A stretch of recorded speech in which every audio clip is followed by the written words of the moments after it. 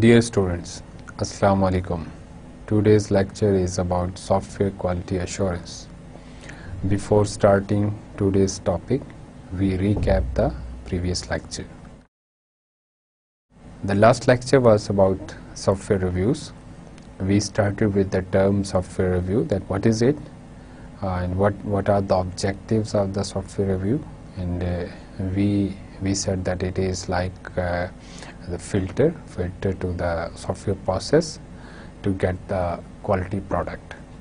और फिर उसके बाद हमने बात की इसके cost impact की कि if we identify any error or defect, हम उसको defect भी क्या देते हैं, error, अगर initial stages के ऊपर, requirements time के ऊपर या design time के ऊपर, तो उसको रेक्टिफाई करना वो ज़्यादा फिजिबल है, वो ज़्यादा कॉस्ट इफेक्टिव है. लेकिन अगर वो एरर आइडेंटिफाई नहीं होता और आफ्टर डिप्लॉयमेंट वो एरर जो है अनकवर होता है, उस टाइम के उसके ऊपर उसको डिफेक्ट कहते हैं या उसको फॉल्ट कहते हैं, तो वहाँ पे उसकी कॉस्ट जो है उसको रेक्टिफाई करने की दैट इज़ क्वाइट हाई.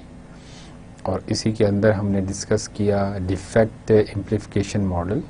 और डिफेक्ट एम्प्लीफिकेशन मॉडल जो है ये हमें बताता है कि not only the error travel from one step to other step, बल्कि एरर प्रोपोगेट्स, और प्रोपोगेट्स होते हैं तो इसको इस तरह से भी कहा कि डिफेक्ट एम्प्लीफिकेशन होती है. और इसकी रेशियो डिफरेंट हो सकती है. Some time it is like 1:2, 1:4, depending on the product size, error of the nature of the error. तो ये चीज़ें जो है इसको अफेक्ट करती हैं.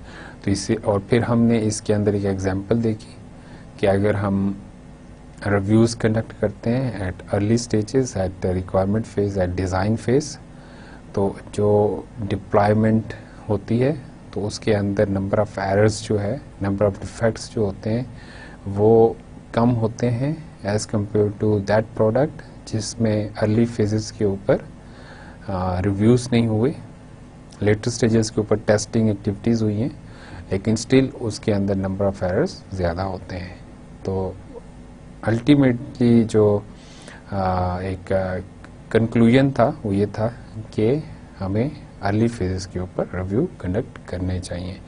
और फिर हमने ये बात की रिव्यू मैट्रिक्स जो है उसको हमने डिस्कस किया कि हर जो एफर्ट है, हर जो एक्शन है वो जो उसको मेजर किया जाना चाहिए, उसको क्वांटिफाई किया जाना चाहिए, तभी हम उसकी इफ़ेक्टिवनेस को जो है वो एवेलुएट कर सकते हैं या देख सकते हैं. और हमने कहा कि जो हमारी एफर्ट्स हैं in the context of project वो डेफिनेट होती हैं, वो लिमिटेड सी होती हैं.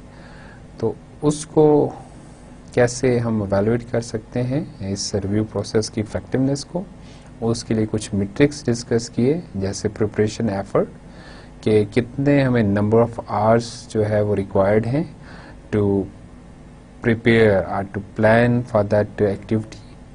फिर हमने असेसमेंट एफर्ट की बात की, and it was the number of hours we need to do the actual review. और फिर हमने कहा rework effort, when we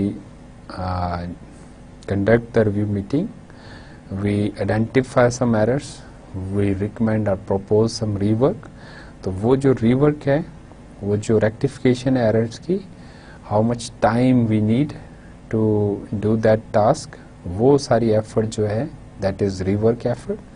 और फिर हमने एक और कॉन्सेप्ट डिस्कस किया, that was work product size, कि जो वर्क प्रोडक्ट है जिसको हम रिव्यू करने जा रहे हैं उसका साइज़ क्या है. और इसकी हमने डिफरेंट एग्जांपल्स देखी थी कि यूएमएल मॉडल्स जो हैं वो एक तरह की वर्क प्रोडक्ट है, और उसके अंदर हम नंबर ऑफ़ यूएमएल डायग्राम्स जो जिनको हम रिव्यू कर रहे हैं वो उसको देख सकते हैं, उसको इस तरह से क्वांटिफाई कर सकते हैं.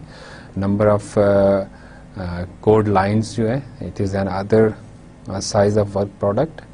और भी डॉक्यूमेंट जो डिफरेंट हो सकते हैं उसके नंबर ऑफ पेजेस को हम कंसीडर कर सकते हैं।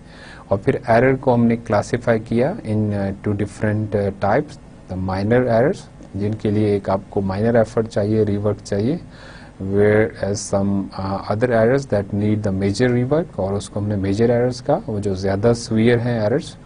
और फिर हमने कहा कि टोटल जो एरर्स हैं वो कैलकुलेट किए जा सकते हैं, and quite simple the sum of minor and major errors.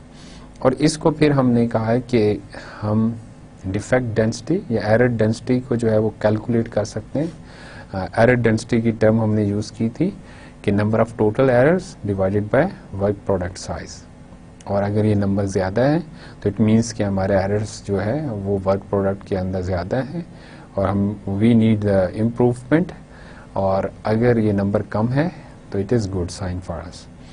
और फिर इसके बाद हमने बात की कि रिव्यूज़ जो हैं इसको दो तरह से क्लासिफाई किया जा सकता है, formal reviews and informal reviews. Informal reviews के अंदर जो आपकी कैजुअल मीटिंग्स होती हैं, जो आप वैसे डेस्क के ऊपर जो डेस्क चेक उसको हमने कहा था, कुछ डॉक्यूमेंट को आप रिव्यू करते हैं, वो भी एक इनफॉर्मल रिव्यू की टाइप है। और फिर इसी तरह से हमने पेयर प्रोग्रामिंग होती है, एक्सट्रीम प्रोग्रामिंग, एक्सपी प्रोग्रामिंग जो है उसको भी हमने कहा था कि it is also type of informal review. और फिर हमने कहा कि ये जो इनफॉर्मल रिव्यूज़ हैं ये इतने इफेक्टिव नहीं है as compare to formal reviews, और उसके अंदर इम्प्रूवमेंट ऐसे हो सकती है, इनको ज़्यादा इफेक्टिव बनाया जा सकता है if we consider some basic checklist जो कि हमें गाइड करे उस इनफॉर्मल रिव्यू प्रोसेस के अंदर। और फिर फॉर्मल रिव्यू के अंदर हमने कहा कि दो कैटेगरीज हैं, the first one is the walk throughs and the second one is inspection. अगर इन दोनों को आपस में कंपेयर करें तो अगेन जो इंस्पेक्शंस हैं वो और ज़्यादा फॉर्मल्स जो है रिव्यूज़ होते हैं, उसके अंदर और ज़्यादा स्पेसिफिक चेकलिस्ट होती हैं, जबकि वॉक थ्रू के अंदर भी हमारे पास चेकलिस्ट हो सकती है। और वॉक थ्रू के अंदर जो इम्पॉर्टेंट बात है वो ये है कि प्रोड्यूसर जो होता है जिसने वो वर्क प्रोडक्ट प्रोड्यूस की है वो भी रिव्यू टीम का पार्ट होता है। और फिर हमने कुछ की पॉइंट्स इसके अंदर डिस्कस किए कि रिव्यू मीटिंग के अंदर जो नंबर ऑफ पीपल हैं दैट मस्ट बी 3 to 5। फिर हमने कहा कि number of preparation hours must be less than 2 hours, और actual meeting should be less than 2 hours। और फिर इसी तरह से हमने कहा कि वेल इन्फॉर्म्ड एजेंडा होना चाहिए और उसके साथ स्टिक करना चाहिए। फिर हमने रिव्यू रिपोर्टिंग की बात की, अपनी रिव्यू टीम के अंदर ही से किसी एक को नॉमिनेट करते हैं हम रिव्यू रिपोर्टर के तौर पे, और उसका काम जो होता है वो नोट्स लेना होता है, और नोट्स डिफरेंट फॉर्म्स में हो सकते हैं। हमने कहा कि ये ज़्यादा इफेक्टिव अप्रोच है कि अगर हम वॉल बोर्ड को यूज़ करते हुए काइंड ऑफ वाइट बोर्ड उसको यूज़ करें और उसके ऊपर हम सबके कंसेंसस को ले लें कि हम किस तरह की वर्डिंग को ले रहे हैं और किस तरह से हम इशू को डिस्क्राइब कर रहे हैं, तो वो ज़्यादा इफेक्टिव है। और फिर हमने कहा कि एक और डॉक्यूमेंट जो है वो समरी रिपोर्ट समरी बनती है, वो उसके अंदर की फाइंडिंग्स होती हैं और सारे उसको साइन करते हैं। और फिर इसी तरह से हमने कहा कि क्या वो हमारे पास गाइडलाइंस हैं जिसको हमें कंसीडर करना चाहिए, और उसके अंदर जो इम्पोर्टेंट एक गाइडलाइन थी that was that we need to review the product not the producer. और ये बड़ा एक की पॉइंट है कि जब ह्यूमन ईगो इन्वॉल्व हो जाती है तो फिर चीज़ें ख़राब होना शुरू हो जाती हैं। रिव्यू प्रोसेस का जो ऑब्जेक्टिव है, प्राइमरी ऑब्जेक्टिव, वो प्रोडक्ट ही को रिव्यू करना है, तो we have to identify errors in the product और उसको प्रोड्यूसर को जज नहीं करना। और इसी तरह से हमने डिबेट को जो है वो ज़्यादा प्रोलॉन्ग नहीं करना, otherwise we will end up with no conclusion. तो उसको हमने फोकस करना है। और हमने ये भी कहा कि we need to identify problems and we are not trying to solve those problem. Review meeting के अंदर ये चीज़ नहीं होनी चाहिए। फिर हमने कहा कि जो रीवर्क है उसके अंदर हमें अपने प्रोजेक्ट के जो स्केड्यूल हैं उसको भी उसको कंसीडर करना है कि जब हाँ रिव्यू मीटिंग्स होती हैं और फिर रीवर्क जो है वो रिकमेंड किया जाता है, तो प्रोजेक्ट स्केड्यूल के अंदर आपके पास ये फ्लेक्सिबिलिटी होनी चाहिए कि वो रीवर्क हो सके, वो रिसोर्सेज आपको एलोकेट किए जाने चाहिए और फॉलो अप भी होना चाहिए। विदाउट फॉलो अप जो है वो इतना इफेक्टिव नहीं होंगी रिव्यू मीटिंग्स। तो आज हम कुछ सॉफ्टवेयर क्वालिटी एश्योरेंस के कॉन्सेप्ट्स को डिस्कस करते हैं। हम बात स्टार्ट करते हैं कि what are different elements of software quality assurance. Basically software quality assurance is an umbrella activity. एक ऐसी एक्टिविटी है जिसके साथ और बहुत सारी एक्टिविटीज एसोसिएटेड हैं और ये through out the project life cycle ये चलती रहती है। तो उसके अंदर अब की एलिमेंट्स को हम डिस्कस करते हैं। The first one is standards, और स्टैंडर्ड्स मीन के क्वालिटी स्टैंडर्ड्स। जैसे हमने पीछे एक दो लेक्चर्स पहले देखा, जब हमने सॉफ्टवेयर क्वालिटी के बेसिक कॉन्सेप्ट्स को डिस्कस किया, तो हमने कहा कि डिफरेंट लोगों ने क्वालिटी मॉडल्स जो है, ऐसे मैककॉल क्वालिटी मॉडल की बात की, हमने ISO के मॉडल की बात की। तो डिफरेंट ऑर्गेनाइजेशन ने लाइक IEEE, ISO और भी कुछ ऑर्गेनाइजेशंस हैं जो कि क्वालिटी स्टैंडर्ड्स जो है, सॉफ्टवेयर क्वालिटी स्टैंडर्ड्स डेवलप करती हैं, उसको अपडेट करती हैं और टाइम टू टाइम उसके अंदर रिवीजन्स जो है वो इंक्लूड करती हैं। तो उसको कंसीडर किया जाना चाहिए और समटाइम्स आप वॉलंटियरली उसको कंसीडर कर रहे होते हैं। You try to follow those guidelines and standards, organization के पॉइंट ऑफ व्यू से कह रहा हूँ। और समटाइम्स आपके प्रोजेक्ट कॉन्ट्रैक्ट की जो नेचर होती है वो इम्पोज करती है कि you have to follow some certain standards, और डिपेंड करता है कि किस तरह का प्रोजेक्ट है, किस तरह का आपका क्लाइंट है, तो उस तरह से डिफरेंट आपको इन्फोर्स किया जा सकता है टू फॉलो सम स्टैंडर्ड्स।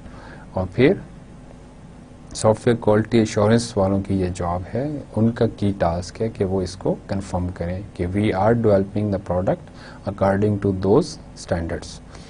और फिर एक और इम्पॉर्टेंट जो एक्टिविटी या एलिमेंट है सॉफ्टवेयर क्वालिटी एश्योरेंस का, that is reviews and audits.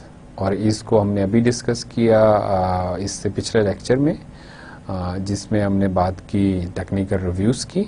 और टेक्निकल रिव्यूज़ जो है वो हमने कहा कि वॉक थ्रूज भी होते हैं, इंस्पेक्शंस भी होते हैं, तो क्वालिटी कंट्रोल एक्टिविटी में ये आता है।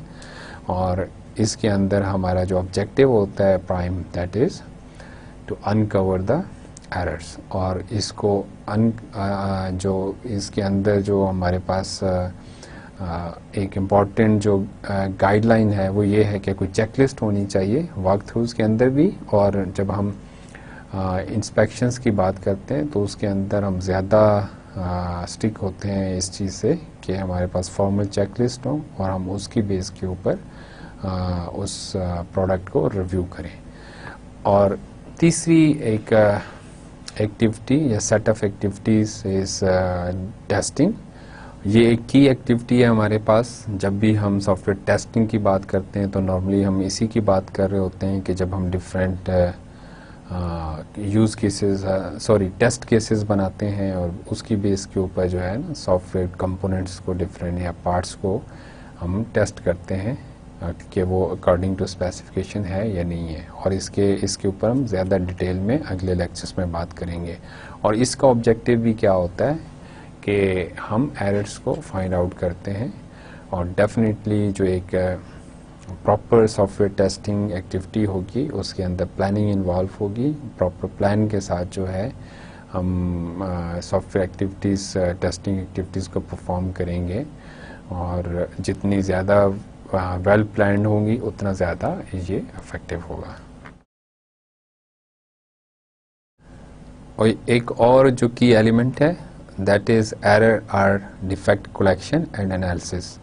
कि जब आपकी कोई भी आफ्टर डिप्लॉयमेंट जो है एरर जो है आइडेंटिफाई होता है, उसको हमने कहा कि दैट इज़ कॉल्ड डिफेक्ट। और जब डिफेक्ट्स को कलेक्ट करते हैं, आप एनालिसिस करते हैं, तो डेफिनेटली आपको ज़्यादा अच्छी अंडरस्टैंडिंग मिलती है कि ये किस नेचर का डिफेक्ट था, एरर था, और ये किस कंपोनेंट की वजह से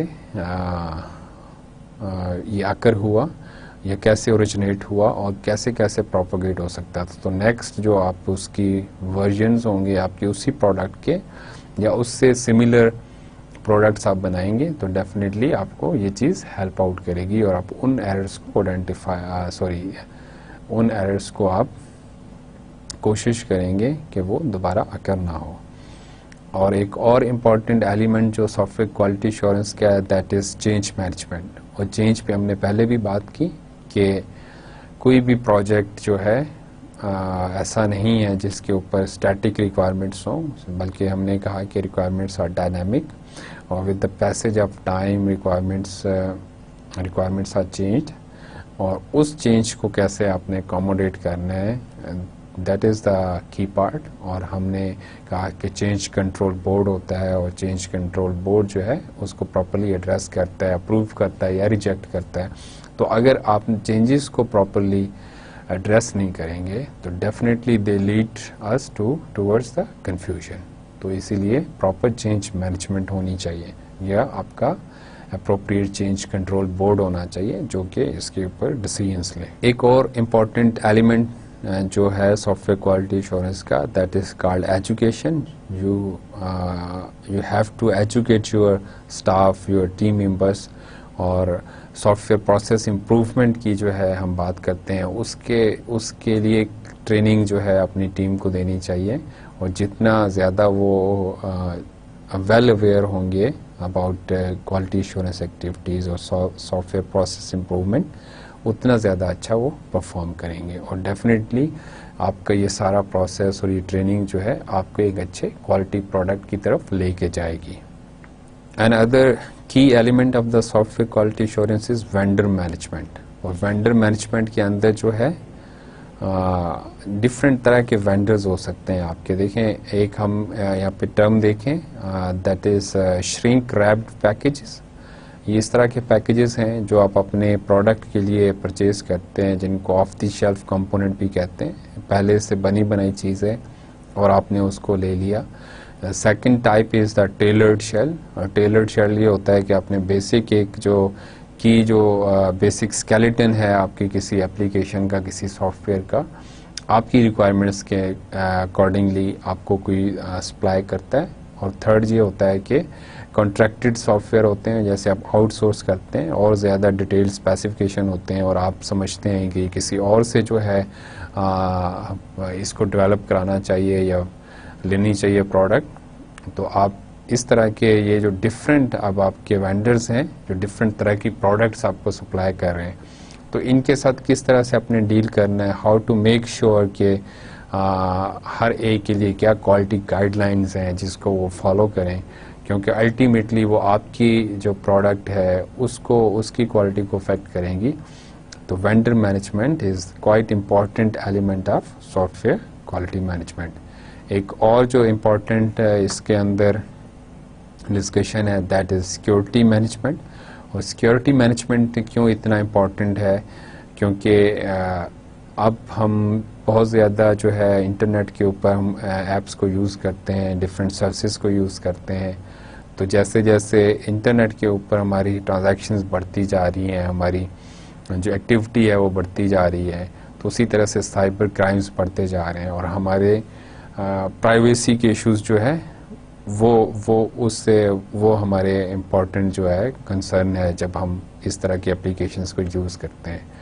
तो इस चीज़ को रोकने के लिए कि मिसयूज़ ना हो आपकी पर्सनल इंफॉर्मेशन का या मिसयूज़ ना हो आपकी जो भी प्राइवेसी है उस रिलेटेड इंफॉर्मेशन या जो भी आइटम्स हैं, तो अब डिफरेंट जो गवर्नमेंट लेवल के ऊपर जो है स्टेट लेवल के ऊपर प्राइवेसी गाइडलाइंस हैं जिसको कि फॉलो करना चाहिए। और ये सॉफ्टवेयर क्वालिटी एश्योरेंस ही का पार्ट है कि आप जो भी सॉफ्टवेयर प्रोवाइड कर रहे हैं दैट मस्ट बी सिक्योर।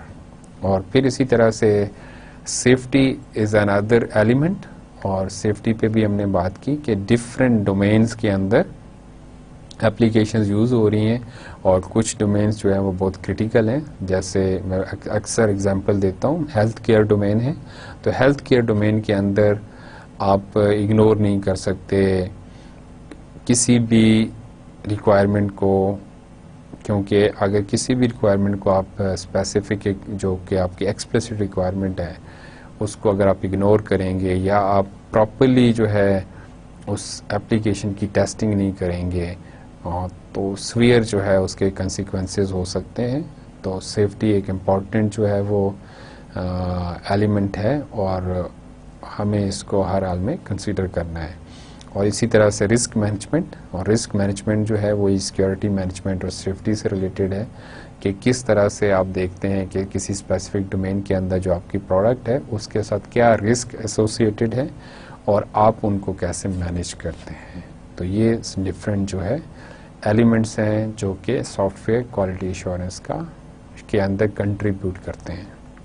अब हम बात करते हैं सॉफ्टवेयर क्वालिटी एश्योरेंस टास्क की कि क्या कुछ टास्क हो सकते हैं, की टास्क जो कि हमें परफॉर्म करने होते हैं जब हम क्वालिटी एश्योरेंस की बात करते हैं।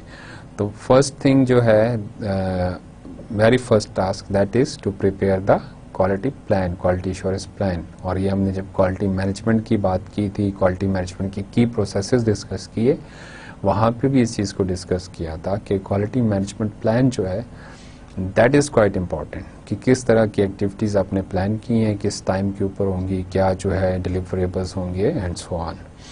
तो ये एक इम्पॉर्टेंट एक्टिविटी है। The second one is participates in the development of the project software process description. What does it mean कि आप जो भी प्रोजेक्ट आपका प्रोसेस डिस्क्रिप्शन है इन दैट स्पेसिफिक कॉन्टेक्स्ट जो आप प्रोडक्ट बनाने जा रहे हैं, तो उसके हवाले से आपको पार्टिसिपेट करना चाहिए। जब प्रोजेक्ट के लिए प्रोसेस डिफाइन हो रहा है तो उस प्रोसेस के अंदर किस तरह से क्वालिटी एश्योरेंस की एक्टिविटीज़ होंगी, किस तरह से किन किन फेजेस के ऊपर वो परफॉर्म होंगी, इट इज़ क्वाइट इम्पॉर्टेंट कि आप उसको एक्सप्लेन करें, उसको डिस्क्राइब करें, उसको that must be the part of that software process. Third one is the review software engineering activities to verify compliance with the defined software process। इसको in other words हम ये भी कह सकते हैं कि क्वालिटी कंट्रोल की एक्टिविटीज़, हमने कहा था quality control and quality assurance are two major activities. तो क्वालिटी कंट्रोल एक्टिविटीज़ क्या करता है कि आप वेरीफाई करते हैं कि जो भी डिफाइंड आपका सॉफ्टवेयर प्रोसेस है उसके अकॉर्डिंगली आपकी एक्टिविटीज़ एग्जीक्यूट हुई हैं। और then to have some kind of audits, और ऑडिट्स भी अगेन उसी तरह से होंगे कि जो आपका डिफाइंड सॉफ्टवेयर प्रोसेस है उसके मुताबिक देखना है कि क्या सॉफ्टवेयर वर्क जो आपका हुआ है, जो प्रोडक्ट्स डेवलप हुए हैं वो है या नहीं है। And the fourth one is ensures that deviation in software work and work products are documented and handled according to documented procedure। Change control की बात हो रही है कि whatever are the changes that must be documented, और फिर again कि वो उसके अगेंस्ट क्या कुछ जो है रिकमेंडेशंस हैं और क्या कुछ जो है चेंजेस हैं, किसी स्पेसिफिक चेंज के अगेंस्ट जो एक्टिविटीज़ के अंदर चेंजेस हैं, जो वर्क प्रोडक्ट के अंदर चेंजेस हैं, उसको क्या डॉक्यूमेंट किया गया है, प्रॉपरली जो है हैंडल किया गया है। ये चीज़ें जो है सॉफ्टवेयर क्वालिटी एश्योरेंस का पार्ट है।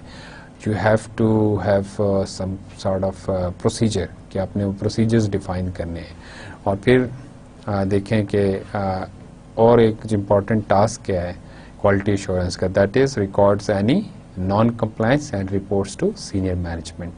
अगर कोई आप जो एक्सप्लिसिट रिक्वायरमेंट्स हैं, जो पहले से आपकी स्पेसिफिकेशंस हैं, उससे हट के कुछ आपकी प्रोडक्ट है जो नॉन कंप्लायंस है, उसको जो है प्रॉपरली रिकॉर्ड करना, उसको प्रॉपरली जो है कम्युनिकेट करना टॉप मैनेजमेंट को, दैट इज़ आल्सो की task of software quality assurance. अब अगर हम बात करें सॉफ्टवेयर क्वालिटी एश्योरेंस की कि ओवरऑल हम कहाँ पे इम्प्रूवमेंट चाहते हैं, ओवरऑल हम प्रोडक्ट क्वालिटी जो है इम्प्रूव करना चाह रहे हैं, और उसी के कॉन्टेक्स्ट में अगर देखें तो we want to improve quality at requirements phase. Requirements हमारी कंप्लीट होनी चाहिए, उसको उसके कॉन्टेक्स्ट में क्वालिटी को हमने देखना है।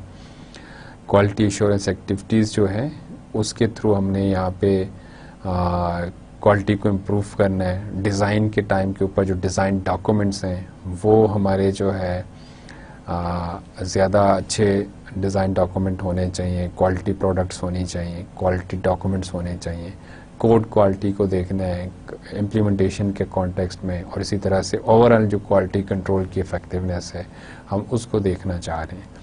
तो अगर हम इसको देखें तो अब ये जो डिफरेंट जो फिजेज़ हैं या ये जो कैटेगरीज हैं ये हमारे गोल्स हैं। सॉफ्टवेयर क्वालिटी एश्योरेंस की एक्टिविटीज़ के अंदर हमारे गोल्स क्या हैं? Requirements quality, design quality, code quality and quality control effectiveness. अब इन गोल्स को कैसे अचीव किया जा सकता है? इसके अंदर कुछ हम एट्रीब्यूट्स को आइडेंटिफाई करते हैं और उन एट्रीब्यूट्स को जो है कैसे मेजर किया जा सकता है उसके लिए हमारे पास कुछ मीट्रिक्स होंगे, और यहाँ पे कुछ हम एट्रीब्यूट्स और मीट्रिक्स डिस्कस कर रहे हैं और उसके थ्रू हम देख सकते हैं कि either we are achieving our goals और नॉट। तो इसको अब हम वन बाय वन डिस्कस करते हैं। रिक्वायरमेंट्स क्वालिटी हमारा गोल है और इसके अंदर जो एट्रीब्यूट है दैट इज एम्बिग्विटी, और एम्बिग्विटी के अंदर जो मैट्रिक्स है वो देखें कि number of ambiguous modifiers, for example many, large, और इसी तरह के और जो है जैसे वेरी या वेरी गुड।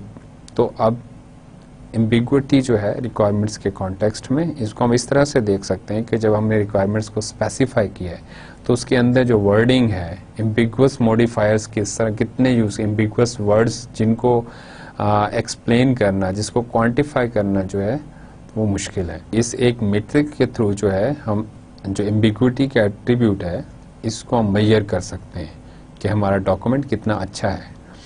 इसी तरह से एक और एट्रीब्यूट देखें कंप्लीटनेस, और कंप्लीटनेस के अंदर हमने देखना है कि जो रिक्वायरमेंट्स हैं वो किस हद तक कंप्लीटली डिस्क्राइब की गई हैं।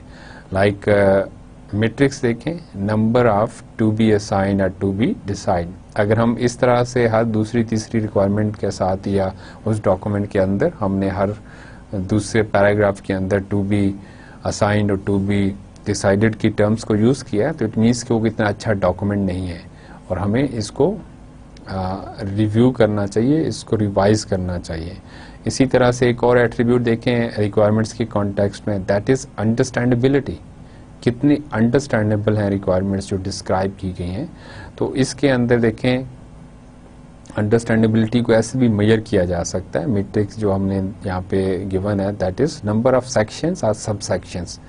अगर उसको प्रॉपरली जो है सेक्शंस में और सब सेक्शन में क्लासिफाई किया गया है तो हमें उसको अंडरस्टैंड करना ज़्यादा इजी होगा as compare to document that is only one section document और उसके अंदर कोई क्लासिफिकेशन नहीं है, कोई सब सेक्शन नहीं है, तो उसको अंडरस्टैंड करना ज़्यादा मुश्किल होगा।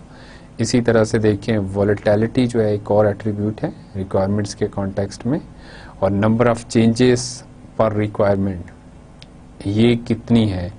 अगर नंबर ऑफ चेंजेस जो है पर रिक्वायरमेंट 1, 2, 3 इस तरह से ज़्यादा होती जा रही हैं और हर रिक्वायरमेंट के साथ हैं तो डेफिनेटली ये वॉलेटाइल रिक्वायरमेंट्स हैं that have tendency to change, और ये इनको अवॉइड करना चाहिए। जितनी ज़्यादा वॉलेटाइल होंगी रिक्वायरमेंट्स उतना पुअर जो है वो आपका डिज़ाइन होगा, क्योंकि जब रिक्वायरमेंट्स चेंज होती रहेंगी तो डिज़ाइन खुद से चेंज करना पड़ेगा। और इसी तरह से एक और एक्टिविटी एक और जो मेट्रिक है that is time when change is requested.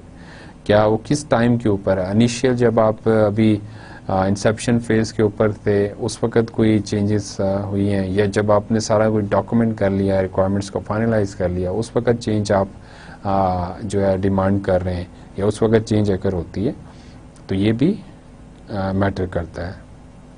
फिर एक और एट्रीब्यूट है that is called traceability. Requirements traceability के पॉइंट ऑफ व्यू से देखें कि इसका एट्रीब्यूट क्या है। इसका मेट्रिक जो है number of requirements not traceable to design code. हमें जो रिक्वायरमेंट्स हैं वो ट्रेसेबल होनी चाहिए, उनको हम ट्रेस कर सकें कि अच्छा इस based on this requirement we come up with this design, और डिज़ाइन से वापस हम रिक्वायरमेंट के ऊपर आ सकें, कोड से वापस डिज़ाइन पे आ सकें। तो वो ट्रेसेबिलिटी जो है ये भी एक इम्पॉर्टेंट एट्रीब्यूट है रिक्वायरमेंट्स क्वालिटी के कॉन्टेक्स्ट में। इसी तरह से मॉडल क्लैरिटी देखें, कि number of UML models and descriptive pages पर मॉडल, कि जो रिक्वायरमेंट्स हैं उसको किस तरह से हम नंबर ऑफ यूएमएल डायग्राम्स के ऊपर लेके गए हैं, कितने नंबर ऑफ पेजेस हैं, तो इससे भी हम उसकी क्लियरिटी को जो है वो एवेलुएट कर सकते हैं। अब अगर हम डिज़ाइन क्वालिटी की बात करें, ये एक और जो गोल है हमारे पास क्वालिटी का, इसके अंदर हमारे जो एट्रीब्यूट है, the first one is architectural integrity. और आर्किटेक्चरल इंटेग्रिटी को कैसे मेजर किया जा सकता है? Metric is the existence of architectural model. क्या कोई आर्किटेक्चरल मॉडल एग्जिस्ट करता है कि जिसकी बेस के ऊपर हम आर्किटेक्चर प्रपोज कर रहे हैं, डिज़ाइन प्रपोज कर रहे हैं, या ऐसे ही एक रैंडम सा डिज़ाइन है जिसको हम लेके चल रहे हैं। इसी तरह से दूसरा एट्रीब्यूट देखें, दैट इज कंपोनेंट कंप्लीटनेस। और कंपोनेंट कंप्लीटनेस में जो मैट्रिक्स हैं, number of components that trace to architectural model. The first thing is, जैसे हमने रिक्वायरमेंट्स में बात की कि यूएमएल मॉडल से वापस रिक्वायरमेंट्स को ट्रेस करें, इसी तरह से हम आर्किटेक्चरल मॉडल जो है उसके अंदर हम देख सकें कि नंबर ऑफ कंपोनेंट्स जो है वो किस तरह से ट्रेस हो रहे हैं, कैसे उसके अंदर फिट बैठ रहे हैं, and the complexity of procedural design, और किस तरह से उसको डिज़ाइन किया गया, उस पूरे आर्किटेक्चर को, उसके अंदर जो है जो प्रोसीजर्स हैं किस तरह से उसको डिज़ाइन किया गया है, उसकी कम्प्लेक्सिटी जो है वो हमें बताती है डिज़ाइन क्वालिटी के हवाले से। और फिर एक और attribute that is interface complexity, और इंटरफेस कम्प्लेक्सिटी को हम मेजर कर सकते हैं through average number of pick to get to a typical function और कंटेंट, कि कितने आपके नंबर ऑफ एक्शंस हैं that you have to perform to get some function जो भी उससे रेलेवेंट है, या कोई कंटेंट। और फिर इसी तरह से लेआउट अप्रोप्रिएटनेस, हम इसको भी देख सकते हैं कि कितनी अप्रोप्रिएट लेआउट है, और उससे आप गेस कर सकते हैं या असेस कर सकते हैं इंटरफेस कम्प्लेक्सिटी को।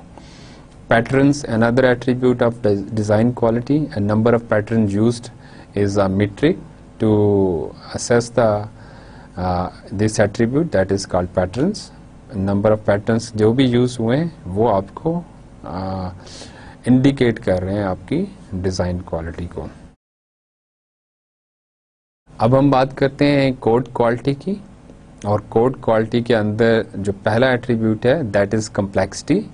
और कम्प्लेक्सिटी को आप एक पॉसिबल जो इसका मेट्रिक है मेजर करने के लिए कम्प्लेक्सिटी को, दैट इज़ साइक्लोमेट्रिक कम्प्लेक्सिटी। और ये जो डिफरेंट आपके लॉजिकल जो पास होते हैं किसी स्पेसिफिक कोड के अंदर, किसी स्पेसिफिक कंपोनेंट के अंदर, जब आप कोड की बात करते हैं तो उसके थ्रू आप देख सकते हैं कि कितना कम्प्लेक्स है आपका कोड।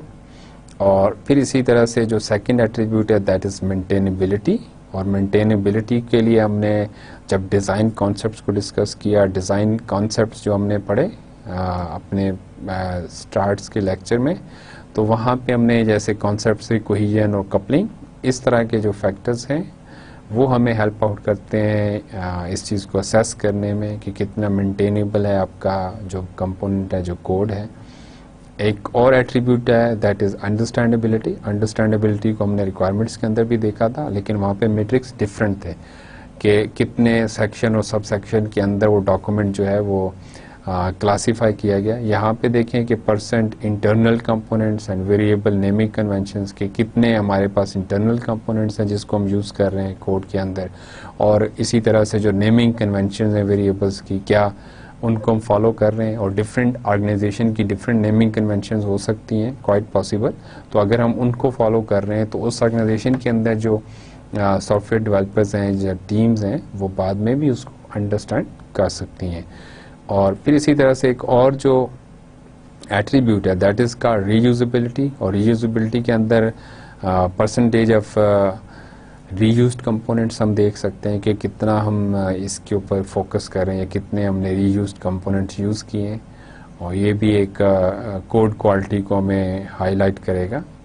इसी तरह से डॉक्यूमेंटेशन को हम देख सकते हैं, रीडेबिलिटी इंडेक्स जो है इसका मेट्रिक है, कितना रीडेबल है, उसके अंदर कोड के अंदर कितना कुछ हमने प्रॉपरली कमेंट किया है, कितने कुछ हमने एक्यूरेट जो है हिंट्स दिए हैं कोड के बारे में। तो वो डॉक्यूमेंटेशन जो है वो अलहदा से भी हो सकती है। तो ये भी एक एट्रीब्यूट है towards code quality. The fourth one goal is quality control effectiveness, or how to assess it through different attributes, और उन एट्रीब्यूट्स के अंदर डिफरेंट मैट्रिक्स. तो पहला जो एट्रीब्यूट है दैट इज़ रिसोर्स एलोकेशन, कि आप वो जो डिफरेंट क्वालिटी कंट्रोल की एक्टिविटीज़ हैं उसके अंदर रिसोर्स कितने एलोकेट किए हैं, और मैट्रिक देखें कि स्टाफ आर परसेंटेज पर एक्टिविटी, कितने नंबर ऑफ आवर्स जो है आप उसकी क्या परसेंटेज है पर एक्टिविटी, उसको आप देख सकते हैं कि कितने आप इसके अंदर सीरियस हैं इस सारे क्वालिटी एश्योरेंस एक्टिविटीज़ के अंदर. इसी तरह से कंप्लीशन रेट जो है एक और एट्रीब्यूट है जो आपकी इफेक्टिवनेस को बताता है इस सारे प्रोसेस की क्वालिटी एश्योरेंस के, और इसके अंदर आपके जो मैट्रिक्स हैं that is actual and the budgeted completion time एक एग्जांपल है. प्रोजेक्ट मैनेजमेंट के जब हमने स्टार्ट में लेक्चर्स में डिफरेंट कॉन्सेप्ट्स देखे तो वहाँ पे ये चीज़ें हमने डिस्कस की, और एक्चुअल और जो बजटेड एस्टिमेट्स हैं उनको कंपेयर करके हम देख सकते हैं कि कितना इफेक्टिवली हमने एक्टिविटीज़ परफॉर्म किए. रिव्यू इफेक्टिवनेस को देख सकते हैं, रिव्यू के मैट्रिक्स हैं, इसको हमने लास्ट लेक्चर के अंदर बड़ा डिटेल में डिस्कस किया कि कितनी एफर्ट आपको रिक्वायर्ड है रिव्यू करने के लिए, और क्या कुछ आप एरर्स फाइंड आउट करते हैं, क्या आपका प्रोडक्ट का साइज़ है एंड सो ऑन. और टेस्टिंग इफेक्टिवनेस को आप देख सकते हैं कि जब टेस्टिंग की एक्टिविटी आप परफॉर्म करते हैं तो कितने जो है आपने एरर्स जो है वो आइडेंटिफाई की है, और उनका लेवल ऑफ क्रिटिकलिटी जो है वो क्या है, कितने सीवियर हैं वो, और इसी तरह से क्या एफर्ट जो है रिक्वायर्ड है टू करेक्ट दोज एरर्स, ये भी एक मीट्रिक है. And also origin of error is an other indication, ये मीट्रिक है कि टेस्टिंग इफेक्टिवनेस को आप मेजर कर सकते हैं. अब हम बात करते हैं स्टैटिस्टिकल क्वालिटी एश्योरेंस की, और ये एक कॉमन जो क्वालिटी एश्योरेंस एक्टिविटी है कि based on statistics we may say that we collect the data and then we try to analyze कि आगे, और ट्रेंड्स को देख सकते हैं कि कैसे इसके अंदर एरर्स अगर होंगे या क्या चांसेस हैं या कैसे उसको रेक्टिफाई किया जा सकता है. तो एरर्स कलेक्ट किए जाते हैं और उनको कैटेगराइज किया जा सकता है, और फिर जो इसके अंदर इम्पॉर्टेंट कॉन्सेप्ट है that is try to identify the cause, the root cause of the error. और इसके अंदर जो हम एक इम्पॉर्टेंट गाइडलाइन है जिसको फॉलो करते हैं दैट इज़ पैरेटो प्रिंसिपल, और इसको पैरेटो एनालिसिस भी कहते हैं, और जो कि जिसको हम 80-20 रूल भी कहते हैं. और इसके अंदर जो थीम है या जो इसका इम्पोर्टेंट जो कॉन्सेप्ट है वो ये है कि 80% of problems occur due to 20% of causes. तो जो डेटा कलेक्शन है एरर्स के हवाले से और फिर क्वालिटी एश्योरेंस के हवाले से वो यही है कि जो डिफरेंट जो मेजॉरिटी ऑफ एरर्स है 20% जो प्रॉब्लम्स हैं उसकी जो 20% काजेज़ हैं उसको आइडेंटिफाई किया जाए, उसको आइसोलेट किया जाए, और एक दफ़ा वो काजेज़ जो है वो आइडेंटिफाई हो गए और उनको हमने रेक्टिफाई किया तो डेफिनेटली जो मोस्ट ऑफ द प्रॉब्लम्स या एरर्स हैं वो खुद ब खुद से रेक्टिफाई हो जाएंगे. और इसमें देखें एक कोट्स में मैंने दिया है कि spend your time focusing on things that really matter, but first we sure that you understand what really matters. तो पहले इस चीज़ को अंडरस्टैंड करना ज़रूरी है कि क्या चीज़ आपके लिए मैटर करती है, व्हाट इज़ द इम्पॉर्टेंट, और फिर उसके ऊपर अपनी एनर्जी को लगाना, अपनी एफर्ट को उस पर लगाना, ये भी इम्पॉर्टेंट है. क्या डिफरेंट जो है काजेज हो सकते हैं एरर्स के, इन दो स्लाइड्स के अंदर हमने पॉसिबल काजेज को लिस्ट डाउन किया है और इसको वन बाय वन हम देखते हैं. The first one is incomplete और एरोनियस स्पेसिफिकेशंस, जो आपकी रिक्वायरमेंट टाइम के ऊपर इनकम्प्लीट रिक्वायरमेंट्स हैं या जो पहले से एरर्स कंटेनिंग रिक्वायरमेंट्स हैं उनको जो है इनकरेक्ट कह सकते हैं. इनकरेक्ट स्पेसिफिकेशन जो है वो लीड करती हैं too many problems, too many errors. तो वो एक पॉसिबल कॉज है। इसी तरह से misinterpretation of customer communication, आपका कस्टमर आपको कुछ कहता है और you understand it in other way, जो कि कस्टमर का व्यू पॉइंट नहीं है। आप उसको अपने तौर पे अंडरस्टैंड करते हैं, समझते हैं, लेकिन बाद में जब आप उसको डिज़ाइन करते हैं, इम्प्लीमेंट करते हैं और फिर फाइनली उसको डिप्लॉय करते हैं, तो कस्टमर का जो रिएक्शन होता है समटाइम्स, जो ऑब्वियस या यूँ कहना चाहिए कि एपरेंट या कॉमन एरर्स हो सकते हैं, ये उस तरह के एरर्स भी जनरेट हो सकते हैं, और समटाइम्स कुछ और एरर्स जो है वो अनकॉमन होंगे, लेकिन इसी मिस इंटरप्रिटेशन की वजह से वो प्रॉब्लम अकर होंगे। तो कस्टमर की कम्युनिकेशन जो है वो अनएम्बिगुअस होनी चाहिए और उसको प्रॉपर्ली डॉक्यूमेंट करना चाहिए, इसलिए ज़्यादा फोकस है कि डॉक्यूमेंटेशन के ऊपर। The third category or the possible cause is intentional deviation from specification. Sometimes आप ज़रूरी नहीं है कि हर दफ़ा, लेकिन बाज़ दफ़ा ऐसे होता है कि आप इंटेंशनली और क्वालिटी को इम्प्रूव करने के इंटेंशन के साथ आप डेविएट करते हैं स्पेसिफिकेशन के साथ फॉर डिफरेंट रीजंस।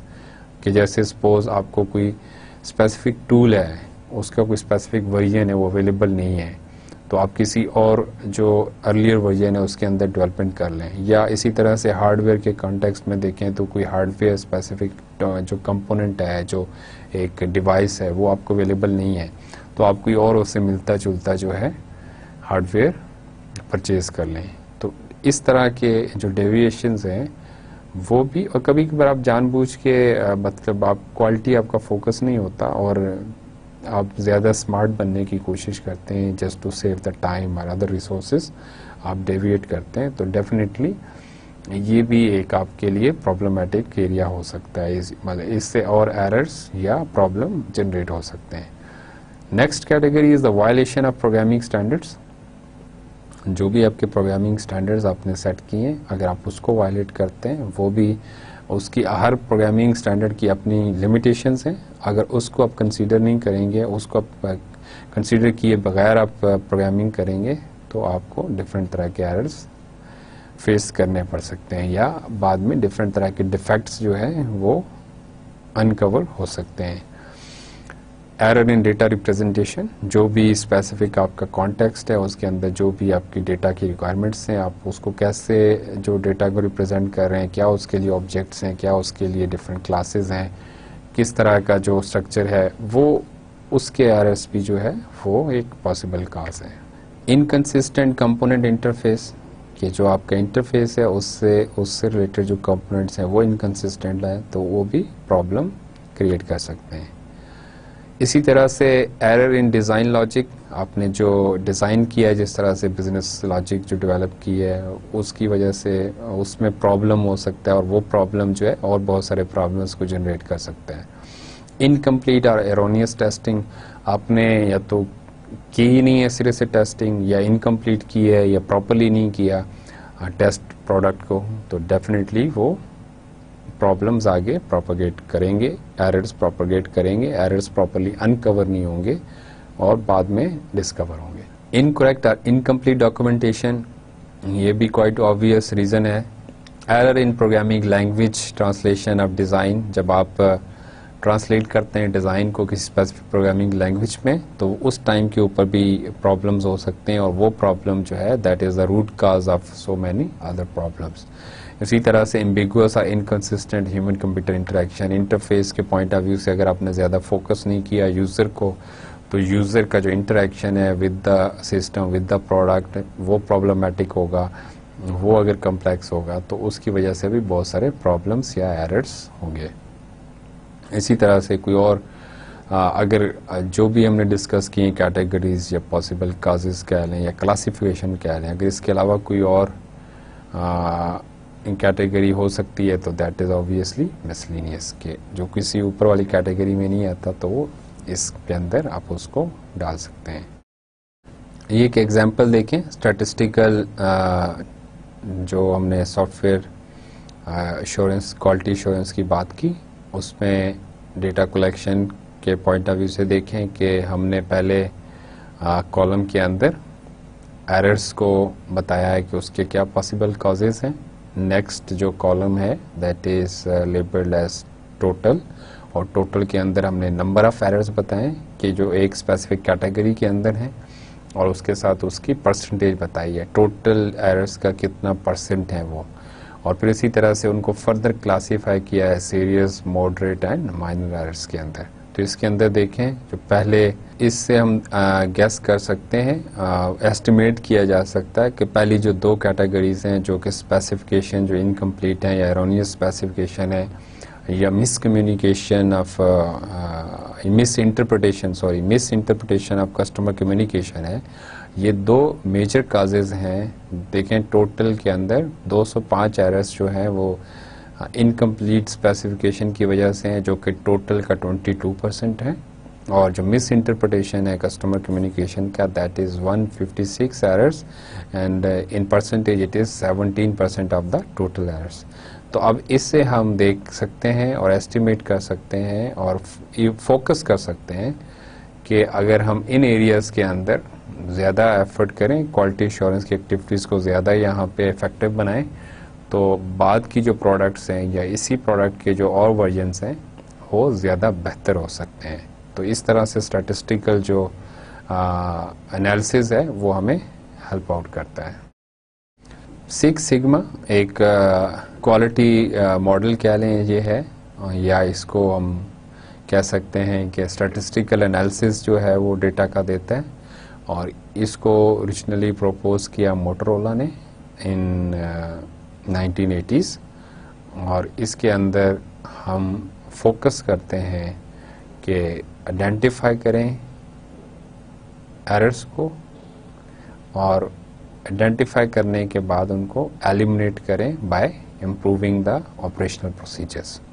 इसको सिक्स सिग्मा क्यों कहते हैं? ये स्टैटिस्टिक ही की टर्म है, वहाँ से इसको अडॉप्ट किया गया है, और सिक्स सिग्मा डेविएशन जो है वो स्टैटिस्टिक्स का कॉन्सेप्ट है, जो कि इसको इस तरह से डिस्क्राइब किया जा सकता है कि 3.4 इंस्टेंसेस जो है या 3.4 डिफेक्ट्स जो हैं पर मिलियन अकरेंसेस, किसी भी इवेंट के मिलियन अकरेंसेस हों तो उसके अंदर जो एरर का चांस है या डिफेक्ट का वो दैट इज़ 3.4।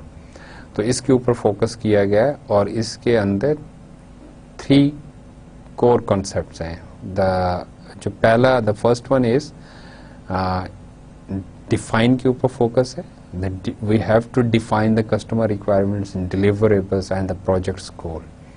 तो जब भी हम सिक्स सिग्मा की बात करेंगे तो पहले हम फोकस करेंगे डेफिनेशन के ऊपर। वी नीड टू डिफाइन जो भी कस्टमर रिक्वायरमेंट्स हैं, जो भी हमारे डिलीवरेबल्स हैं, जो भी हमारे प्रोजेक्ट ऑब्जेक्टिव्स हैं, उनको क्लियरली डिफाइन करेंगे। The second step is we need to measure what we want to measure, the existing process and its output. जो भी प्रोसेस है जिसकी बेस के ऊपर आप सारी एक्टिविटीज़ जो है हो रही हैं, एग्जीक्यूशन हो रही है सारी, उस प्रोसेस को मेजर करेंगे, और उसकी बेस के ऊपर जो आउटपुट्स आ रही हैं, जो डिलीवरेबल्स हैं, हम उसको मेजर करेंगे।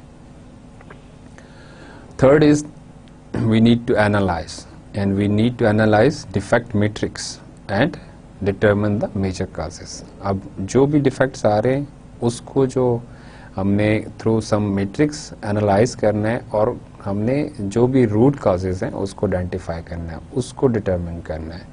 और इसी तरह से 2 एडिशनल स्टेप इसके साथ कंसीडर किए जा सकते हैं या किए जाते हैं, that is called improve and control process. कि जो भी डिफेक्ट्स अगर हुए हैं, जो डिफेक्ट आइडेंटिफाई हुए हैं, तो उसको देखते हुए जो प्रोसेस के अंदर इम्प्रूवमेंट हो सकती हैं, और जो कंट्रोल एक्टिविटीज़ डिफरेंट हो सकती हैं, डिफरेंट टाइप ऑफ इंस्पेक्शंस हो सकती हैं, तो वो एक्टिविटीज़ भी इसका पार्ट हो सकती हैं। तो इसीलिए इसको समटाइम्स डैमिक भी कहा जाता है, DMAIC। ये एक सिक्स सिग्मा की एक ब्रीफ सी जो है डिस्क्रिप्शन है। आप फर्दर इसको गूगल कर सकते हैं और इसको डिटेल में देख सकते हैं। बहुत सारी ऑर्गेनाइजेशंस जो हैं इसको फॉलो करती हैं और की इसके अंदर जो थीम है वो ही है कि 3.4 डिफेक्ट्स पर मिलियन अकरेंसेस। अब हम बात करते हैं सॉफ्टवेयर रिलायबिलिटी की, और ये एक और इम्पॉर्टेंट कॉन्सेप्ट है और इसको इस तरह से डिफाइन किया जाता है, the probability of failure free operation of a computer program in a specified environment for a specified time. कि कितना रिलायबल है हमारा सॉफ्टवेयर, इसकी क्या प्रोबेबिलिटी है, और किसी स्पेसिफिक इन्वायरमेंट के अंदर और किसी स्पेसिफिक टाइम के लिए इसको हम करते हैं कंसीडर। इसकी एग्जांपल देखें। अगर हम ये कहें कि reliability of 0.999 over lapsed processing hours, तो अब इसकी ओवर लैप्स्ड प्रोसेसिंग आवर जो है यहाँ पे एक मिसिंग है 8 आवर्स की अगर हम बात करें। अब इसकी एक एग्जांपल देखते हैं कि reliability of 0.999 over 8 elapsed processing hour, what does it mean?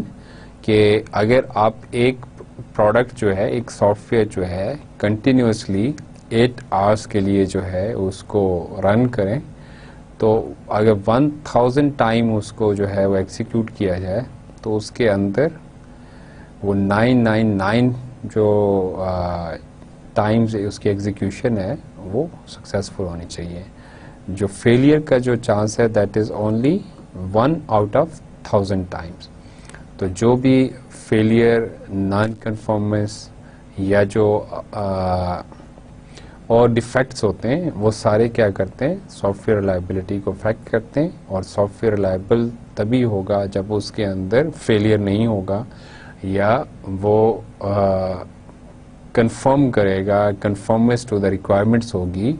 Otherwise अगर उसके अंदर एरर्स अकर होंगे तो डेफिनेटली वो अनाइंग होगा और it may lead to rework of many weeks. Depend करता है कि किस तरह का एरर, किस तरह का डिफेक्ट है और उसको कितना टाइम चाहिए हमें रेक्टिफाई करने के लिए। हम रिलायबिलिटी को मेजर कर सकते हैं और रिलायबिलिटी से रिलेटेड एक और कॉन्सेप्ट है दैट इज़ अवेलेबिलिटी, कि कितना अवेलेबल है हमें। रिलायबल की तो हमने बात की कि कितना वो डिफेक्ट फ्री है, एरर फ्री है किसी स्पेसिफिक इन्वायरमेंट और किसी स्पेसिफिक टाइम के लिए। लेकिन अवेलेबिलिटी का मतलब ये है कि किसी स्पेसिफिक टाइम ड्यूरेशन के अंदर वो कितना हमें अवेलेबल। इसको हम देखते हैं। It is about the prediction of software reliability, जो मेजर्स की हम बात कर रहे हैं। और एक इसके अंदर इम्पॉर्टेंट चीज़ जो अंडरस्टैंड करने वाली है that is the difference between hardware and software. जो हार्डवेयर का फेलियर होता है वो नॉर्मली आपका फिजिकल वेयर होता है, और इसको हमने पहले लेक्चर के अंदर भी देखा था कि with the passage of time जो आपके हार्डवेयर डिवाइसेस होते हैं वो डिग्रेड करते हैं, फिजिकल उनके अंदर डिस्टॉर्शन या उसको यूँ कहना चाहिए कि डिग्रेडेशन हो सकती है। लेकिन सॉफ्टवेयर के केस में ऐसा नहीं होता और सॉफ्टवेयर नॉर्मली जो उसके प्रॉब्लम्स होते हैं, जो डिफेक्ट्स आते हैं, वो नॉर्मली जो आपके डेवलपमेंट टाइम के ऊपर डिज़ाइन एरर्स होते हैं, जो कोडिंग के एरर्स होते हैं, उन्हीं की वजह से बाद में आप डिफेक्ट्स को जो है वो आइडेंटिफाई करते हैं या वो अकर होते हैं। तो इसके लिए जो मेजर है, जो एक मीट्रिक हो सकता है that is mean time between failure. इसको MTBF कहते हैं। और मीन टाइम बिटवीन फेलियर मतलब टू डिफरेंट फेलियर्स अकर होने के बीच में कितना टाइम जो है आपको सॉफ्टवेयर अवेलेबल, सॉफ्टवेयर आपका विदाउट एरर्स या विदाउट डिफेक्ट जो है वो एग्जीक्यूट होता है, जो कि रिलायबिलिटी का बेसिकली एक क्राइटेरिया है हमारे पास। तो ये टोटल अब ये दो डिफरेंट मेजर्स का सम है। The first one is mean time to failure plus mean time to repair.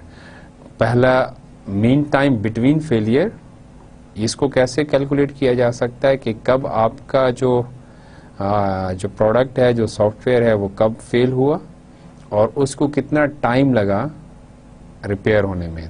तो ये दोनों टाइम जो है ना आपको बताते हैं कि मीन टाइम बिटवीन फेलियर कितना है।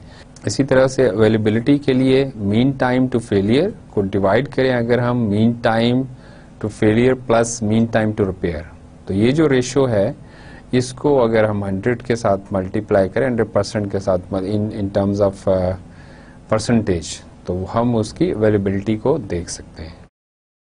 इस लेक्चर के स्टार्ट में भी हमने जब सॉफ्टवेयर क्वालिटी एश्योरेंस की बात की, उसके की एलिमेंट्स की बात की, तो उसके अंदर हमने सॉफ्टवेयर सेफ्टी को डिस्कस किया और हमने कहा कि it is about identification and assessment of potential hazards के डिफरेंट डोमेन्स हैं और उसके अंदर ह्यूमन लाइव्स इन्वॉल्व होती हैं और बहुत क्रिटिकल सिस्टम्स होते हैं।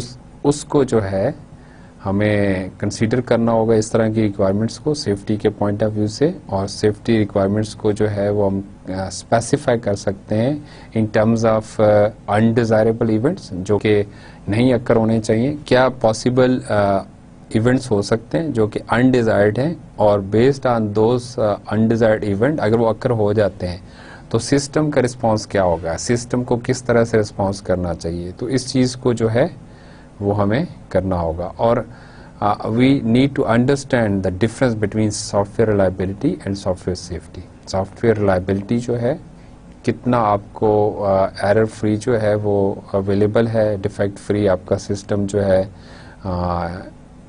एग्जीक्यूशन उसकी है, और सॉफ्टवेयर सेफ्टी जो है वो डिफरेंट तरह का एट्रीब्यूट है जो कि रिलेट करता है डिफरेंट पॉसिबल हैजर्ड्स के साथ जो कि उस डोमेन के अंदर हो सकते हैं, और उसको कैसे जो है सिस्टम का क्या डिज़ायर्ड जो है ना रिस्पॉन्स होना चाहिए। आज के लेक्चर को समराइज़ करते हैं।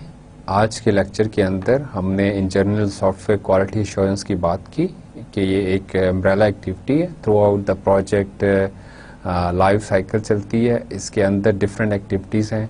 और सबसे पहले हमने डिस्कस किया कि क्या की एलिमेंट्स हैं सॉफ्टवेयर क्वालिटी एश्योरेंस के।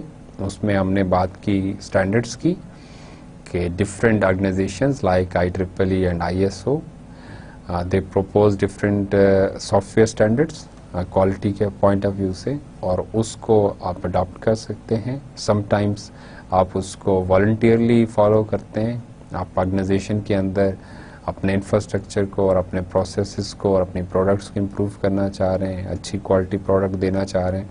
और समटाइम्स आपके जो प्रोजेक्ट कॉन्ट्रैक्ट होता है उसके थ्रू आप पे इम्पोज किया जाता है कि आपको फोर्स किया जाता है कि आप किसी स्पेसिफिक स्टैंडर्ड को फॉलो करें। इसी तरह से हमने रिव्यूज़ एंड ऑडिट्स की बात की, और रिव्यूज़ को हमने देखा कि किस तरह से अर्ली स्टेजेस के ऊपर अगर रिव्यूज़ कंडक्ट किए जाएं तो ज़्यादा कॉस्ट इफेक्टिव होते हैं, ज़्यादा एरर्स जो है वहाँ पे अनकवर होते हैं जो कि बाद में प्रोपोगेट नहीं करते। और अगर इस एक्टिविटी को ना किया जाए तो फिर बाद में ज़्यादा कॉस्ट हमें पे करना पड़ती है टू रेक्टिफाई द एरर्स। हमने टेस्टिंग की बात की। टेस्टिंग एक की एक्टिविटी है। ज़्यादातर जो क्वालिटी एश्योरेंस की एक्टिविटीज़ हैं उसमें टेस्टिंग एक्टिविटीज़ होती हैं। आमतौर पे टेस्ट केसेस बनते हैं और फिर उसके अगेंस्ट जो है वो टेस्टिंग परफॉर्म होती है, और इसका पर्पस भी एरर्स को अनकवर करना होता है, एरर्स को आइडेंटिफाई करना होता है। लेकिन टेस्टिंग के टाइम के ऊपर अगर एरर जो अनकवर होता है उसकी कॉस्ट ज़्यादा होती है as compare to that error जो कि रिव्यू के थ्रू अर्ली फेजेस के ऊपर रिक्वायरमेंट्स और डिज़ाइन के ऊपर अनकवर होता है। और हमने बात की कि एरर कलेक्शन और एनालिसिस, और इसको बाद में हमने डिटेल में भी देखा जब हमने स्टैटिस्टिकल क्वालिटी एश्योरेंस की बात की कि इसके थ्रू हम एस्टिमेट कर सकते हैं अपने क्वालिटी प्रोडक्ट जो है कि वो किस तरह की है, और आगे जो हमारी प्रोडक्ट्स बनने जा रही हैं जो पॉसिबल काजेज़ हैं उनको रेक्टिफाई करके उनको एड्रेस करके अपनी जो प्रोडक्ट की क्वालिटी है उसको बेहतर कर सकते हैं। इसी तरह से हमने चेंज मैनेजमेंट की बात की कि चेंज मैनेजमेंट बहुत इंपॉर्टेंट है और चेंज कंट्रोल बोर्ड होना चाहिए, और चेंज किस टाइम के ऊपर जो है वो इनिशिएट हो रही है या उसको अकोमोडेट किया जा रहा है, ये बहुत इंपॉर्टेंट है प्रोजेक्ट के कॉन्टेक्स्ट में। फिर हमने बात की कि we need to educate our team and staff, और जब उनको एजुकेट करेंगे, सॉफ्टवेयर प्रोसेस इम्प्रूवमेंट के ऊपर फोकस करेंगे तो डेफिनेटली हमारी जो प्रोडक्ट्स हैं वो ज़्यादा अच्छी डेवलप होंगी। हमने वेंडर मैनेजमेंट की बात की, और वेंडर मैनेजमेंट में हमने देखा कि डिफरेंट तरह की हम प्रोडक्ट्स जो है दूसरे वेंडर से लेते हैं, और उसके जो भी नेचर है प्रोडक्ट की उसी तरह से हमें अपने स्टैंडर्ड्स को देखना होगा, क्वालिटी स्टैंडर्ड्स को जो कि हम अप्लाई करेंगे या जिनको हम चाहेंगे कि हमारे वेंडर्स जो है वो फॉलो करें। सिक्योरिटी मैनेजमेंट की बात की, प्राइवेसी इश्यूज़ की बात की, और इसके वाले से रेगुलेशंस की बात की कि नेट के ऊपर क्राइम जो है, साइबर क्राइम जिसको कहते हैं, वो ज़्यादा हो गया है, प्राइवेसी के इश्यूज़ हैं, तो उसको भी डील करना, उसको प्रॉपरली मैनेज करना, ये भी सॉफ्टवेयर क्वालिटी एश्योरेंस का एक इम्पॉर्टेंट एलिमेंट है। इसी तरह से हमने सेफ्टी की बात की और डिफरेंट जो क्रिटिकल जो डोमेन्स हैं जहाँ पे ह्यूमन लाइफ्स के साथ जो आपकी इंटरेक्शन है सिस्टम के थ्रू वो बहुत क्रिटिकल हो सकती है, उसको भी एड्रेस करना। रिस्क मैनेजमेंट की बात की कि ये जो डिफरेंट हमारे पास इस तरह के फैक्टर्स हैं सेफ्टी के पॉइंट ऑफ व्यू से, सिक्योरिटी के पॉइंट ऑफ व्यू से, इनको कैसे हम मैनेज करते हैं, ये भी एक इम्पॉर्टेंट पार्ट है सॉफ्टवेयर क्वालिटी एश्योरेंस का। फिर हमने सॉफ्टवेयर क्वालिटी एश्योरेंस के जो मेजर टास्क हैं उसको डिस्कस किया। सबसे पहले हमने बात की कि क्वालिटी प्लान होना चाहिए, फिर क्वालिटी प्लान के बाद हमने रिव्यूज़ की, ऑडिट्स की बात की, हमने क्वालिटी कंट्रोल की बात की, हमने क्वालिटी टेस्टिंग की बात की, और इसके साथ साथ जो है हम जो एक इम्पॉर्टेंट चीज़ है वो हमने कहा कि इस इन जनरल जो इम्प्रूवमेंट है सॉफ्टवेयर प्रोसेस के, क्या कहाँ कहाँ पे इम्प्रूवमेंट हो सकती है, इसको इसका पार्ट बनाया जाए, पूरे सॉफ्टवेयर प्रोसेस का इसको पार्ट बनाया जाए। और फिर उसके बाद हमने बात की कि जो गोल्स हैं वो क्या है सॉफ्टवेयर क्वालिटी एश्योरेंस के, वो ये है कि रिक्वायरमेंट्स क्वालिटी हो, design quality, code quality and quality control effectiveness की। ओवरऑल जो क्वालिटी कंट्रोल का प्रोसेस है वो कितना इफेक्टिव है। इसके अंदर हमने डिफरेंट एट्रीब्यूट्स को डिस्कस किया, उन एट्रीब्यूट्स को कैसे हम मेजर कर सकते हैं थ्रू डिफरेंट मैट्रिक्स। इसकी हमने कुछ एग्जांपल्स ली, जैसे हमने रिक्वायरमेंट्स क्वालिटी के अंदर अंडरस्टैंडेबिलिटी की बात की, तो हमने कहा कि किस तरह से हमने सेक्शन सब सेक्शंस के अंदर डॉक्यूमेंट्स जो है या रिक्वायरमेंट्स जो है वो डिवाइड किए हैं, तो ये एक हमारे पास मैट्रिक है। इसी तरह से हमने रिक्वायरमेंट्स ट्रेसेबिलिटी की बात की, क्या उसको ट्रेस किया जा सकता है थ्रू सॉफ्टवेयर जो आपका डिज़ाइन मॉडल है उसके थ्रू। और इसी तरह से और भी हमने कुछ देखे डिज़ाइन के अंदर, हमने कहा कि यूएमएल जो अगर हमने मॉडल्स यूज़ किए हैं, डायग्राम्स यूज़ किए हैं, पैटर्न्स यूज़ किए हैं, उनकी क्या कितने नंबर ऑफ़ जैसे पैटर्न्स हैं, तो ये भी एक हमारे पास मेजर है। इसी तरह से कोड क्वालिटी को फिर हमने देखा कि किस तरह से कंपोनेंट्स जो है आपस में कम्युनिकेशन कर रहे हैं, नंबर ऑफ कम्युनिकेशन या number of interfaces between communication जो एक पॉसिबल मेट्रिक हो सकता है। इसी तरह से ओवरऑल फिर हमने क्वालिटी कंट्रोल इफेक्टिवनेस की बात की, कितना इफेक्टिव है ये सारा प्रोसेस, और इसको हमने कहा कि डिफरेंट हमारे पास मेट्रिक्स हैं जिनके थ्रू हम मेजर कर सकते हैं कि कितने टोटल एरर्स हमने आइडेंटिफाई किए, कितने मेजर हैं, कितने माइनर हैं, और सारे को देखा। और फिर हमने स्टैटिस्टिकल क्वालिटी एश्योरेंस को डिस्कस किया, और इसके अंदर हमने देखा कि पैरेटो एनालिसिस की बात की या पैरेटो प्रिंसिपल की बात की कि 20% जो काजेज़ होते हैं वो जो 80% प्रॉब्लम्स को जो है उनका सोर्स होते हैं।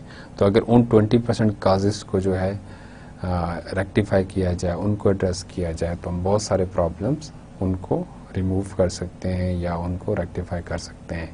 तो इसके अंदर हमने डिफरेंट कैटेगरीज या पॉसिबल काजेज़ देखे सॉफ्टवेयर क्वालिटी के कॉन्टेक्स्ट में, और इसमें हमने देखा जो दो इम्पॉर्टेंट काजेज़ हैं सॉफ्टवेयर डिफेक्ट्स के पॉइंट ऑफ व्यू से। The first one was the incomplete and erroneous specification, जब स्पेसिफिकेशन प्रॉपर नहीं होती, इनकम्प्लीट होती हैं या इनकरेक्ट होती हैं, तो वो बहुत ज़्यादा एरर्स जनरेट करते हैं, अबाउट 20% सॉफ्टवेयर्स के अंदर। और इसी तरह से misinterpretation of customer communication was another important cause, और इसके अंदर भी हमने देखा कि अबाउट 15% जो एरर्स हैं वो मिस इंटरप्रिटेशन की वजह से होते हैं। तो कस्टमर की जो कम्युनिकेशन है वो प्रॉपर्ली डॉक्यूमेंट होनी चाहिए, वो अनएम्बिगुअस होनी चाहिए। तो इन दो फैक्टर्स को, इन दो काजेज़ को अगर हम देखें तो इसी से बहुत सारे प्रॉब्लम्स या एरर्स जो है वो जनरेट होते हैं। अगर इस पे फोकस किया जाए तो हम ओवरऑल सॉफ्टवेयर क्वालिटी को बेहतर कर सकते हैं। और बाद में फिर हमने बात की सॉफ्टवेयर रिलायबिलिटी की, और सॉफ्टवेयर रिलायबिलिटी को हमने कहा कि कितने टाइम के लिए हमें सॉफ्टवेयर अवेलेबल है विदाउट एनी फेलियर। और इसके अंदर हमने बात की डिफेक्ट की कि डिफेक्ट्स जो हैं वो उसको जब डिप्लॉयमेंट के बाद जब अगर होते हैं या उसको हम आइडेंटिफाई करते हैं तो वो सॉफ्टवेयर रिलायबिलिटी को अफेक्ट करते हैं, और सॉफ्टवेयर रिलायबिलिटी और सॉफ्टवेयर अवेलेबिलिटी की बात की, और आखिर में हमने कंपेयर किया सॉफ्टवेयर रिलायबिलिटी को सॉफ्टवेयर सेफ्टी के साथ कि ये दो डिफरेंट कॉन्सेप्ट्स हैं। इंशाल्लाह अगले लेक्चर में आपसे फिर बात होगी, तब तक के लिए अल्लाह हाफिज़।